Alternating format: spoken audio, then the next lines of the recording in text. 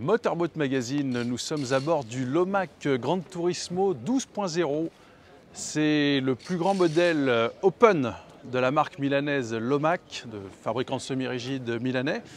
Donc ce Lomac Gran Turismo 12.0 est équipé pour cette occasion de 3x300 chevaux Mercury V8. C'est un bateau qui peut aussi recevoir 3x300 chevaux Yamaha ou 3x350 chevaux Yamaha. Tel qu'il est présenté avec les moteurs Mercury, il est là à 468 000 € avec toutes les options qui sont présentes à bord. Donc qui dit Gran Turismo dit finition un peu haut de gamme chez Lomac. Là on a une sellerie avec des surpiqûres, des petits détails, des boucles, un peu comme on peut trouver chez les bagagistes haut de gamme. Donc là nous avons donc un carré arrière avec une table qui monte électriquement. Donc cette table va également servir de support pour transformer ce petit salon en U en un bain de soleil, où quand on continue à monter la table, ça devient un coin repas, on va dire pour 6 personnes. Donc voilà, une table en teck. Important de souligner que c'est du teck massif. Là, on a des lattes de teck qui sont très épaisses.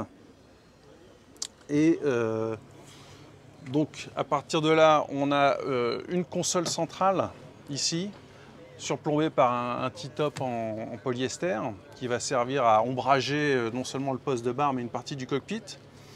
Donc au niveau du poste de barre, on est équipé en 3x300 Mercury encore une fois. Donc on a des commandes de gaz Mercury DTS, commande de gaz électronique, avec un écran tactile ici et un répétiteur pour avoir toutes les données uniquement consacrées au moteur. Et le joystick de manœuvre avec les fonctions encre virtuelle et pilotage au joystick, essentiellement pour les manœuvres de port. On continue, on va se diriger vers la cabine. Donc pour la cabine, il y a 3 types de finitions. Lomac a fait un choix de rendre hommage à 3 villes, Rome, Naples et Milan. Ici, on est sur la finition Rome, avec une hommage au palais romain. On a du marbre. Bon, c'est pas évidemment du marbre véritable, mais on a une impression qui est assez bien rendue. Des boiseries sombres et un cabinet de toilette avec des WC électriques. Voilà. Donc en termes de hauteur, là, on est pas mal. Moi, je suis à 1,85 m. J'arrive à tenir quasiment debout dans la cabine. Et la cabine, on pourra également dormir à 2 personnes avec la petite rallonge qu'on va placer ici. Voilà, on continue, on se dirige vers l'avant du bateau. Je me permets de faire un petit aparté pour ce petit détail amusant. Ça sert à attacher les défenses, les pare-battages.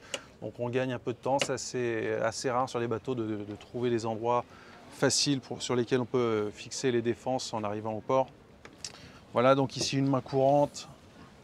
Et on arrive finalement à la proue. Alors une nouveauté sur ce Lomac Turismo 12.0, c'est cette assise qui vient se placer sur la console, à l'avant de la console. Donc pour pouvoir intégrer cette assise, ils ont surélevé un peu la console pour conserver de la hauteur dans la cabine, qu'on ne soit pas obligé de marcher courbé. Voilà, donc un nouveau pare-brise, une console très profilée. Voilà, et on finit avec ce bain de soleil avant, qui peut lui aussi se transformer en un petit salon avec table. Il faut imaginer que ce coussin-là on retire le coussin et on aura la table qui viendra se placer à cette hauteur-là. Voilà, donc c'est tout pour le Lomac Gran Turismo 12.0.